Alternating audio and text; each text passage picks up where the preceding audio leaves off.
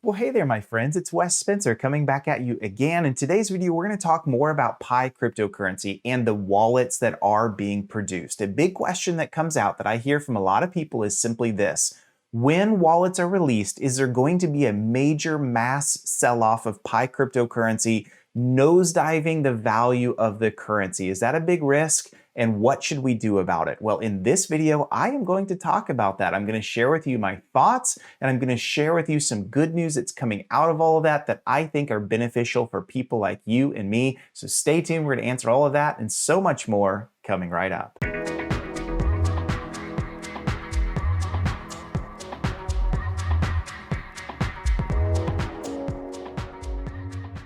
Okay guys, so as we jump in, my quick request for you, and I'll say it as fast as possible, you hit subscribe, smash that like button, and definitely hit the bell icon. I am producing videos as much as I possibly can around cryptocurrency, startups, cybersecurity and technology, all of the things that interest me, and they really do all relate with each other. And so definitely do that. I read every single comment. You guys mean so much to me, so thank you so much.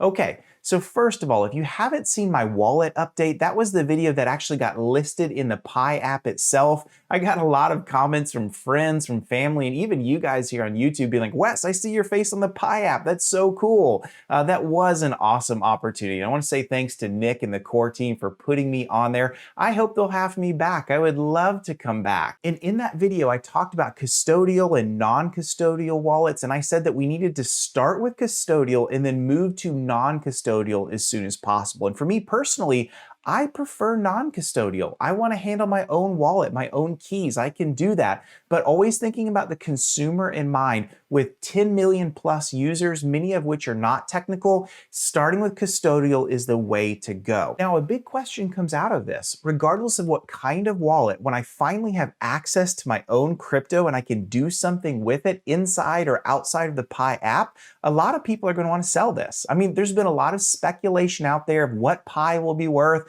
Will it be worth fractions of a penny, a dollar, hundreds of dollars, thousands of dollars? There's a lot of wild controversy and speculation, which I stay out of in this channel. But the big question is simply this. I think everybody agrees, if we all get access to our wallets, is there going to be a huge sell-off? And that is what we're going to talk about. That is what we're diving in today with first. So let me start with this.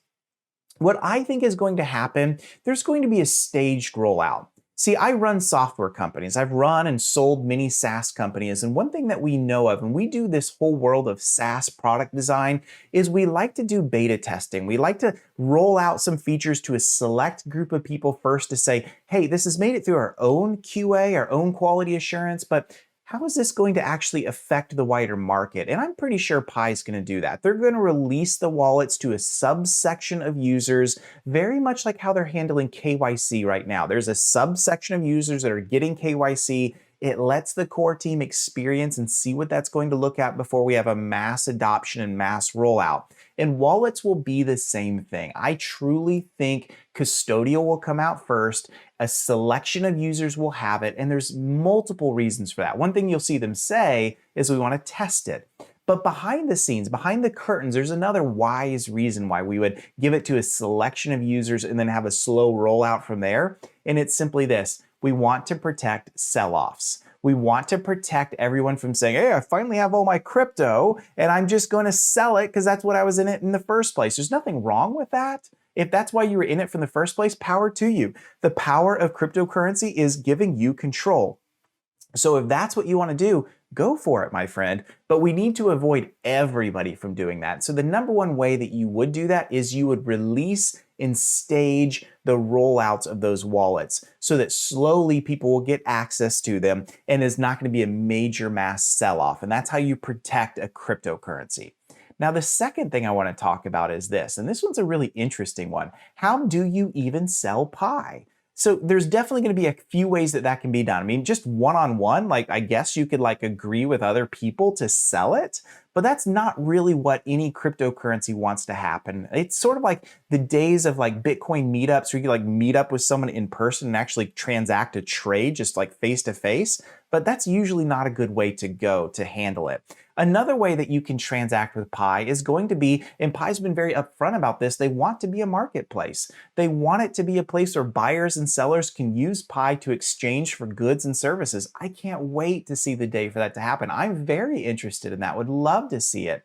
But there's a third way, and a third way is through exchanges. So if you're new to cryptocurrency and you want to buy crypto for the first time, many people just go into like Coinbase or Kraken or Binance or one of those formalized exchanges. They set up for an account and they begin to buy and sell cryptocurrency. Those are through actual exchanges. Now, there are decentralized exchanges as well, but in this video, I'm going to stick with centralized exchanges. So are we going to see someone like Coinbase or Voyager adopt and have Pi come right out of the gate? Well, the answer is no. In all likelihood, probably not. So how does a crypto get into an exchange? And why should they get into an exchange? And could I sell my Pi through an exchange? So that's what I want to talk about in the latter half of this video. And I want to know what you guys think about all of this as well. First of all, getting listed with an exchange is highly competitive. There are way more cryptocurrencies out there than there are exchanges selling those cryptocurrencies. And so it's expensive to get added in. It costs money, upfront fees to get added into an exchange. It's not so much of just, I created a crypto and now it's on an exchange. It doesn't work that way. Just as case in point, if you have Coinbase, go open up Coinbase and notice the very limited subset of cryptocurrencies that they have. They add a few every quarter, but it's not like there's hundreds and hundreds and hundreds to choose from. And even exchanges like Voyager, which are well known to having a much wider range of cryptos, by no means even have 1% of the number of cryptos that are out there.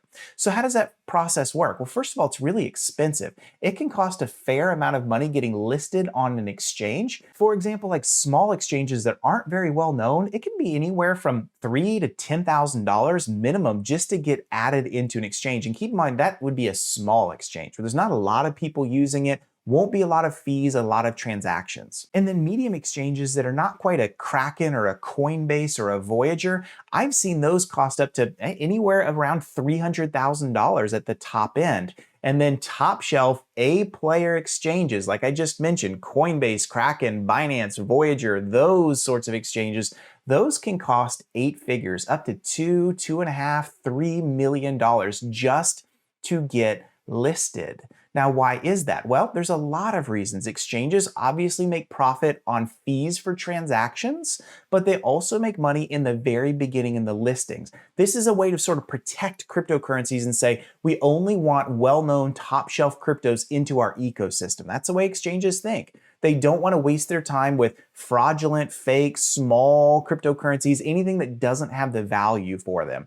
And so for Pi, they're going to go through the same thing to get listed on an exchange. It's going to cost a fee to get added in. It's going to take some work for that to happen. That's the way it is for all cryptocurrencies to get added in. And by the way, we do know there's significant advantages for pretty much any cryptocurrency to get listed on an exchange in 2 ways. First of all, you go look, for example, at Coinbase and look at price jumps in cryptos right after they've been released into a new exchange. In many cases, there's a positive correlation. The article that I mentioned even shows Litecoin, when it was first listed on Coinbase, had a 25% jump in price. And so there's certainly correlation there. To get listed on exchanges increases the value of that cryptocurrency. And the second thing is this, there's also positive correlation. The number of exchanges listing and selling your cryptocurrency, the more legitimacy it gives to it, and the more opportunities for trade, the more opportunities for that price to grow in value because there's a greater market of buyers and sellers coming together for a cryptocurrency. And so there is certainly, without doubt, a lot of value in being listed in an exchange. And those are the things that Pi is going to have to go through to be listed on some of these centralized, well-known exchanges.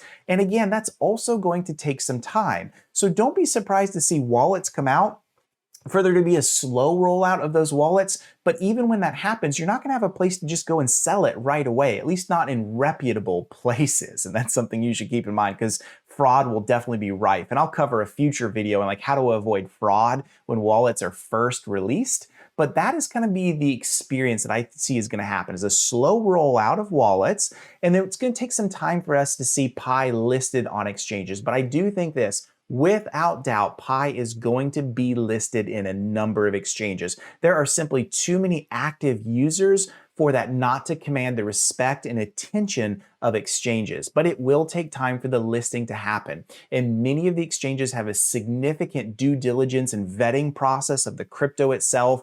And that's going to all have to take place before we see these things happen. But they're all good things. And so that's my thoughts, that's my experience, and what I think it's going to happen when wallets are released. But I want to know what you think.